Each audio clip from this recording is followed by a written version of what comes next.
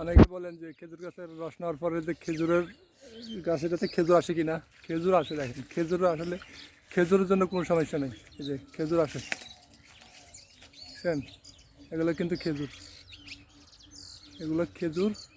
আর এটাতে কিন্তু রস নামানো হয়েছে গাছ, এটা থেকে দেখেন রসের সর্বোচ্চ হাইট হচ্ছে আপনার 10 ফিট থেকে 12 ফিট।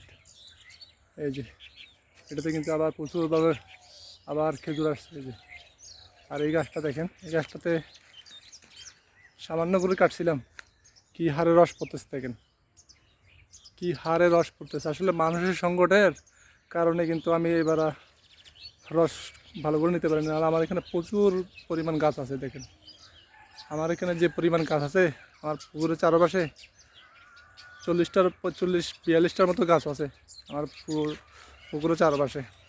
তো আসলে এই লোকবলের সংকটের কারণে কিন্তু আমি রস নামাইতে পারি নাই। আমার এখানে অভিজ্ঞ লোকের